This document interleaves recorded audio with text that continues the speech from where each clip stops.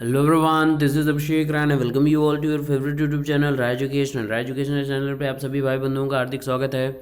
मित्रों, मॉर्निंग की अपडेट है और आज उसके पहले आप सभी को हर हर महादेव। और आज महाशिवरात्रि है, तो इस महाशिवरात्रि के पावन अवसर पर आप सभी को, आप सभी के परिवारों को हार्दिक बधाइयाँ, हार्दिक शुभकामनाएँ। भगवान शिव आपकी सारी मनोकामनाएँ पूर्ण करें। इसी उद्देश्य के साथ आज का मॉर्निंग सेशन स्टार्ट करते हैं। तो आज के प्रमुख अखबारों से कई इंपॉर्टेंट न्यूज़ अपडेट है। 69,000 भर्ती विशेष के बारे में थोड़ी सी बातचीत आप लोगों से करनी है। इसके बाद एलटी ग्रेड एक विषय में गलतियों से अटका पूरा परिणाम, पीसीएस 2018 प्री परीक्षा सवालों के घेरे में, और शिक्षा मित्रों को पेंशन पंजीकरण की अंतिम तारीख कब है, इसके बारे में विशेषतः बातचीत होगी इसमें। तो चलिए वीडियो शुरू करते हैं। वीडियो मैक्सिमम से मैक्सिमम शेयर प्लीज़ करें और वीडियो लास्ट तक देखें। तो ऑथेंटिकेशन की चर्चा रहती है रोज़ मॉर्निंग, वही न्यूज़पेपर मैं लेके आता हूँ। अमर उजाला का न्यूज़पेपर है। सोमवार प्रयागराज से होती है खबर, ये प्रकाशित, और 4 मार्च 2019। पीसीएस 2018 की प्री परीक्षा सवालों के घेरे में। उसके पहले मैं आप लोगों से बातचीत कर लूँ 69,000 के बारे में, क्योंकि मेरे साथ जो मैक्सिमम स्ट्रेंथ है वो 69,000 भर्ती से जुड़ी हुई है। बाकी नए नए मित्र हैं जो सीटेट की प्रिपरेशन कर रहे हैं, उनको तो रोज़ अपडेट मिलती रहती है उनके प्रिपरेशन को लेकर। बात करूँ 69,000 भर्ती के बारे में, तो इसमें 3 गुना वाली जो बातचीत चल रही है उसके बारे में थोड़ी सी बातचीत यहाँ करूँगा। उसके बाद एक स्पेशल वीडियो इस पर बता दूंगा, उसमें पूरा एक्सप्लेनेशन 69,000 भर्ती के बारे में ही रहेगा हमारा, क्योंकि हमारा आप जानते हैं फोकस 69,000 भर्ती को लेकर रहता है हमेशा। तो अगर 3 गुना की बात की जाए तो अभी तक तो हम लोग ने सुना था कि लगभग 1.5 गुने अभ्यर्थी यहाँ पे आएंगे, लेकिन ये 3 गुना वाला पता नहीं कहाँ से किस चैनल ने ये हवा फैलाई है कि बढ़ती जा रही है। मुझे पता है कि लोग ये हवा फैला देते हैं। क्यों? क्योंकि व्यूज़ पाना है उनको। क्यों? क्योंकि उनको नंबर ऑफ़ सब्सक्राइबर्स बढ़ाने हैं। क्यों? क्योंकि लोगों के अंदर गलतफहमियां भरना है। क्यों? क्योंकि वो विशेषतः जिस प्रमुख पार्टिकुलर ग्रुप के लिए फोकस कर रहे हैं उनका लाभ हो नहीं पा रहा है, तो दूसरों को परेशान करना, पहली बात। तो समस्या ये है कि ये उड़ाया जाता है, फिर दोबारा जब उनसे कमेंट करके पूछा जाता है कि ऐसा क्यों किया जा रहा है, तो उनके द्वारा जवाब में यही बाद में आ जाता है कि ये तो एक अनुमान है। अनुमान को इतना स्पष्ट तरीके से पेश करना कहीं ना कहीं लोगों के अंदर मानसिकता से खिलवाड़ करना है, परेशान करना है। तो जो ये कर रहे हैं मित्र, उनसे हाथ जोड़कर निवेदन है कि ऐसा ना करें। व्यूज़ पाने के लिए किसी की मानसिकता के साथ ना खेलें, ठीक है। हम लोगों का क्या है, आप सभी से परिचित है, मैं कोई अपनी बड़ाई नहीं कर रहा हूँ ना यहाँ पे कोई बखान करने बैठा हूँ, लेकिन आपको पता है कि अगर मेरे पास सॉलिड तथ्य नहीं रहते हैं तो वीडियोस नहीं बनाता हूँ। जब आते हैं सॉलिड तथ्य, देर में प्रस्तुत करता हूँ वीडियो, लेकिन सही आपके समक्ष पेश करने की कोशिश करता हूँ। तो 69,000 के बारे में जो हवा चल रही है 3 गुना, उसको मैं पूरी तरह खारिज करता हूँ। अभी ऐसी कोई भी ऑथेंटिकेटेड लीगल नोटिस या अपडेट कोई भी नहीं आई है, तो उस पर विश्वास ना करें। जो भी न्यूज़ फॉलो अप होती है राय एजुकेशनल चैनल से या लीगल टीम से, मैं देखिए अपने चैनल को ही नहीं प्रमोट कर रहा हूँ या नहीं बता रहा हूँ, आप सभी से भी निवेदन करता हूँ जो भी न्यूज़ अपडेट देता हूँ आप उसको भी ऑथेंटिकेट किया करें। जब तक ऑथेंटिकेट नहीं करते तब तक उस पर विश्वास ना किया करें।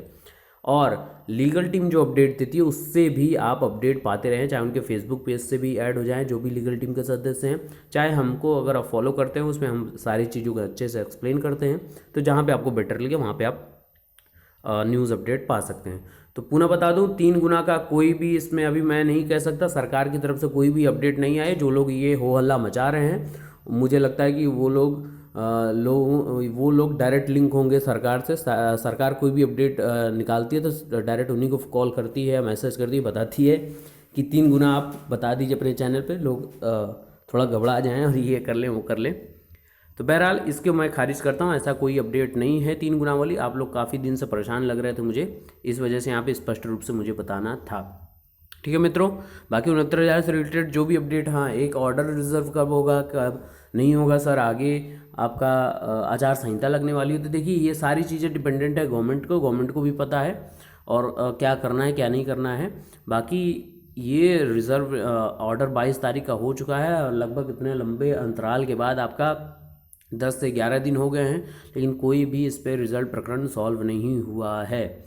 तो डिपेंडेंसी यही है कि 6 से 8 के बीच में लोग इसके लिए ज़्यादा से ज़्यादा बोल रहे हैं। देखते हैं, अगर आपके आचार संहिता से पूर्व ही अगर आ जाती है तो तुरंत सरकार नोटिफिकेशन आउट कर सकती है, ऐसा माना जा रहा है। तो उसके लिए वेट करना ही सबसे बेहतर होगा। बाकी लीगल अपडेट के लिए हमसे जुड़े रहिए। अब चलते हैं अगले न्यूज़ अपडेट की तरफ अपने। पीसीएस 2018 की प्री परीक्षा सवालों के घेरे में। और पुनः बता दूं, आप लोगों के कोई भी प्रश्न हो तो कमेंट जरूर किया करें, उन सारे कमेंटों को मैं रीड करता हूं। भले आपको उत्तर नहीं दे पाता हूँ समय की व्यस्तता के कारण, लेकिन उसके लिए मैं अलग से वीडियोस का फॉर्मेट भी बना के आप लोगों के समक्ष पेश करता रहता हूँ। चलिए अगले न्यूज़ की तरफ चलते हैं हम लोग। तो पीसीएस 2018 की प्री परीक्षा सवालों के घेरे में कैसे है। 28 ओएमआर शीट सीधे आयोग में पहुंचाए जाने का आरोप, ये बहुत बड़ी बात है और यूपीपीएससी ने इसे दुष्प्रचार बताया, आरोपों को किया खारिज। उत्तर प्रदेश लोक सेवा आयोग यूपीपीएससी की ओर से आयोजित पीसीएस 2018 की प्रारंभिक परीक्षा भी सवालों के घेरे में है। आरोप है कि परीक्षा की 28 ओएमआर कॉपियां आयोग को डाक से भेजे जाने के बजाय सीधे पर्यवेक्षक के माध्यम से उपलब्ध कराई गई, वह भी परीक्षा के 4 दिनों बाद। हालांकि आयोग की ओर से इन आरोपों को खारिज करते हुए इसे दुष्प्रचार बताया गया है। सूत्रों का कहना है कि सीबीआई टीम ने आयोग में जांच के दौरान पीसीएस 2018 में गड़बड़ी पकड़ी है। हालांकि सीबीआई आयोग की जिन परीक्षाओं की जांच कर रही है उस दायरे में पीसीएस 2018 की परीक्षा शामिल नहीं है। लेकिन सूत्र बता रहे हैं कि कुछ अभ्यर्थी ने सीबीआई के समक्ष अपनी शिकायत दर्ज कराते हुए पीसीएस 2018 में गड़बड़ी के गंभीर आरोप लगाए हैं। तो जो मैं यहाँ पे अभ्यर्थी सीबीआई से ये कैसे कर सकते हैं, मुझे तो ये नहीं समझ में आता है। ये तो सीधी सीधी और स्पष्ट रूप से बेवकूफ़ी वाली बात यहाँ पे लिखी हुई है कि कोई अभ्यर्थी इतना नहीं हो सकता कि जाके सीबीआई से उसके सामने पेश हो जाए और सीबीआई से शिकायत दर्ज करा दे कि यहाँ पे गड़बड़ी। बिल्कुल नहीं, ये सारी चीज़ें आयोग के ऊपर होती हैं, फिर सरकार के ऊपर होती है। सरकार या जो भी होती है टीम वो ऑथेंटिकेट करती है, तब वहाँ पे जांच प्रक्रिया होती थी। ये थोड़ा सा मुझे लगता है कि थोड़ा सा इसमें घालमेल है यहाँ पे न्यूज़ में। आगे है, आरोप है कि शाहजहांपुर के केंद्र में द्वितीय सत्र की परीक्षा में 322 ओएमआर कॉपियों का प्रयोग हुआ था, लेकिन आयोग को परीक्षा वाले दिन 311 ओएमआर कॉपियां डाक के माध्यम से भेजी गई। बाकी 11 ओएमआर कॉपियां वहां के पर्यवेक्षक ने 4 दिन बाद आयोग को रिसीव कराई। इसी तरह लखनऊ के एक केंद्र में द्वितीय सत्र में प्रयुक्त ओएमआर कॉपियों में 17 ओएमआर 4 दिन बाद पर्यवेक्षक ने आयोग में रिसीव कराई। आरोप लगाया जा रहा है कि बाद में रिसीव कराई गई ओएमआर कॉपी में गड़बड़ी की गई है।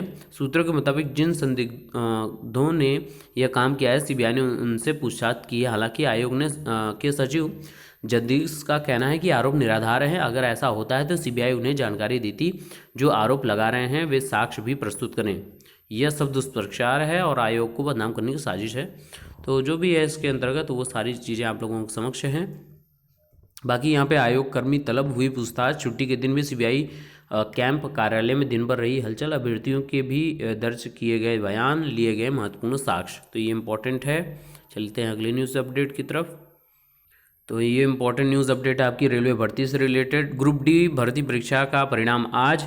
रेलवे भर्ती बोर्ड द्वारा पिछले वर्ष ली गई ग्रुप डी के विभिन्न पदों की भर्ती परीक्षा का परिणाम सोमवार को जारी होगा। आरबीआई इलाहाबाद के अधीन इस परीक्षा में तकरीबन 10 लाख अभ्यर्थी शामिल हुए। सफल अभ्यर्थी शारीरिक दक्षता परीक्षा में शामिल होंगे।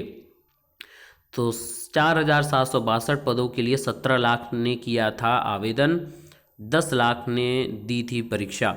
ग्रुप डी के 62,000 से ज़्यादा पदों के लिए रेलवे की ओर से पिछले वर्ष 17 सितंबर से 17 दिसंबर के मध्य ऑनलाइन भर्ती परीक्षा ली गई थी। आरबीआई इलाहाबाद जो प्रयागराज है की बातें करें तो उनके अधीन आने वाले 4762 पदों के लिए तकरीबन 17 लाख अभ्यर्थियों ने आवेदन किया था। इसमें से 10 लाख लोगों ने परीक्षा दी थी। अब ग्रुप डी के विभिन्न पदों को भर्ती परीक्षा का परिणाम रविवार 4 मार्च को दोपहर 3 बजे जारी होगा। आरबीआई इलाहाबाद के चेयरमैन SAM नकवी के मुताबिक परीक्षा में सफल अभ्यर्थियों को शारीरिक दक्षता परीक्षा में शामिल होने का बुलाया जाएगा। तो बहुत ये बड़ी अपडेट है क्योंकि बहुत बड़ी परीक्षा है ग्रुप डी जो चली थी पिछले साल लगभग 2 महीने, वो अब उसका परिणाम आज दोपहर 3 बजे जारी हो जाएगा। तो ये बहुत इंपॉर्टेंट है। कभी अभ्यर्थी इसका इंतजार कर रहे होंगे तो उनके लिए बहुत ही खुशखबरी वाली संदेश है ये। चलिए अगले न्यूज़ अपडेट की तरफ चलते हैं। दो न्यूज़ अपडेट है। इसके बाद शिक्षा मित्रों के लिए बहुत बड़ी अपडेट है, बहुत ज़्यादा बड़ी अपडेट है कि उनको अब पेंशन के अंतर्गत रखा जाएगा। तो बहुत बड़ी अपडेट उनको मैं दिखाऊंगा। लास्ट डेट कब है उसके लिए अप्लाई करने के लिए सारी चीज़ें अपडेट दिखाऊंगा। तो बने रहिए हमारे साथ। और यहाँ दो अपडेट को और हम लोग यहाँ पे देख लेते हैं। यूपीपीएससी आरआई टेक्निकल का अंतिम चयन परिणाम फंसा। असिस्टेंट प्रोफेसर के लिए काउंसलिंग प्रक्रिया कल से। 3 विषयों में 315 पदों पर होनी है शिक्षक भर्ती। 6, 7 और 8 मार्च को कॉलेज आवंटन के लिए प्रत्यावेदन। ये आपकी असिस्टेंट प्रोफेसर की बातचीत यहाँ पे है। इसके अलावा टीजीटी का जो एग्जामिनेशंस है 7 और 8 मार्च को, उसमें बहुत ज़्यादा कड़ी वरीयता दी जा रही है सिक्योरिटी पर्पस को लेकर। तो जो मित्र तैयारी कर रहे हैं बहुत महत्वपूर्ण तरीके से अपनी तैयारी करते रहें और मेहनत करते रहें और उनको उसका परिणाम अवश्य मिलेगा। चलिए अब शिक्षा मित्रों की बात कर लेते हैं। तो यहाँ पे देख लीजिए, पेंशन के लिए शिक्षा मित्रों का पंजीकरण 5 तक। अनुदेशकों व रसोइयों को भी मिलेगा पेंशन योजना का लाभ। बहुत इंपॉर्टेंट न्यूज़ अपडेट है। एक नज़र यहाँ पे देख लेते हैं, फिर उसके बाद इसको हम एनालाइज करते हैं। 2957 परिषदीय प्राथमिक व उच्च प्राथमिक विद्यालय जिले में हैं। कहाँ पे ये आगरा खबर है। 6058 रसोई जिले में कार्यरत हैं। 321 अनुदेशक कार्यरत हैं और 2900 के करीब शिक्षा मित्र कार्यरत हैं। तो शिक्षा मित्रों के लिए बहुत इंपॉर्टेंट न्यूज़ अपडेट है। प्रधानमंत्री श्रम योगी मानधन योजना के तहत सभी प्राथमिक और उच्च प्राथमिक विद्यालयों में कार्यरत शिक्षा मित्रों, अनुदेशकों और रसोइयों को पेंशन देने की योजना है। विद्यालयों में कार्यरत 18 वर्ष से 40 वर्ष आयु के मध्याह्न भोजन रसोइयों, अनुदेशक और शिक्षा मित्रों को अपना मोबाइल नंबर, बचत बैंक खाते की पासबुक लेकर पास के जन सुविधा केंद्र पर पंजीकरण कराना होगा। योजना के तहत रसोइयाँ, अनुदेशक और शिक्षा मित्रों की ओर से आयु के आधार पर न्यूनतम 55 रुपये और अधिकतम 200 रुपये मासिक योगदान करना होगा। इतनी ही धनराशि केंद्र सरकार की ओर से जमा की जाएगी। 60 वर्ष की आयु पूरी होने के बाद 3000 रुपये प्रति माह पेंशन भारतीय जीवन बीमा निगम की ओर से दिया जाएगा। सभी की योजना के तहत लाभान्वित किया जाएगा। सभी को इस योजना में लाभ मिलेगा।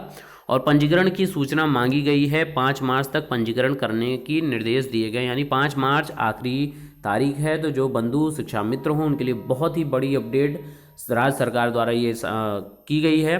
बीएसए अनंत प्रकाश वर्मा का कहना है कि पंजीकरण कराने के लिए संबंध में सभी खंड शिक्षा अधिकारियों, ब्लॉक संसाधन केंद्रों के समन्वयक, न्याय पंचायत समन्वयक, प्रधानाध्यापकों को निर्देश जारी कर चुके हैं। तो वो अपने प्रधानाध्यापक से इसके बारे में डिटेलिंग मान सकते हैं।